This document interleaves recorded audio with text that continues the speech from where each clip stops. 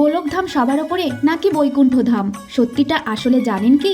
স্বর্গ সবার ওপরে নয়, জানেন তো, স্বর্গেরও ওপরে লোক আছে। কিন্তু আসল প্রশ্ন হলো গোলকধাম বড় নাকি বৈকুণ্ঠ ধাম? শাস্ত্র অনুযায়ী স্বর্গলোক হলো কর্মের ফল ভোগ করার জায়গা। যখনই একটা মানুষের পূর্ণ শেষ হয়ে যায়, স্বর্গের সুখ, আনন্দ, আহ্লাদ সবকিছুই তখন শেষ হয়ে যায়। তাই স্বর্গ চিরস্থায়ী নয়। স্বর্গের ওপরে আছে ব্রহ্মলোক, যেখানে ব্রহ্মা থাকেন। আরো ওপরে আছে বৈকুণ্ঠ লোক, ভগবান বিষ্ণুর ধাম। বৈকুণ্ঠে কোনো দুঃখ নেই, জন্ম মৃত্যু নেই, সময়ের প্রভাব নেই। এখানে পৌঁছালে আর ফিরে আসতে হয় না। তো এখানেই প্রশ্ন, তাহলে গোলকধাম কোথায়? গোলকধাম হলো শ্রীকৃষ্ণের ধাম। ভাগবত পুরাণ অনুযায়ী গোলকধাম বৈকুণ্ঠেরও ঊর্ধ্বে, কারণ বৈকুণ্ঠে ভগবানকে দেখা হয় ঈশ্বর হিসাবে, আর গোলকধামে ভগবান থাকে নিজের স্বাভাবিক রূপে। বৈকুণ্ঠে আছে ঐশ্বর্য আর ভক্তি, গোলকধামে আছে শুধু প্রেম। এই কারণেই শাস্ত্রে বলা হয় বৈকুণ্ঠে ভক্ত ভগবানকে ভয় ও শ্রদ্ধা করে, আর গোলকধামে ভক্ত ভগবানকে ভালোবাসে। তাই কে সবার উপরে? লোক হিসাবে দেখলে গোলকধাম, ভাব হিসাবে দেখলে বৈকুণ্ঠ হলো ভক্তির চূড়া, আর গোলকধাম হলো প্রেমের শেষ সীমা। আরেকটা কথা মনে রাখবেন, সবাই গোলকধামে যেতে পারে না, কিন্তু বৈকুণ্ঠের পথ সবার জন্য খোলা।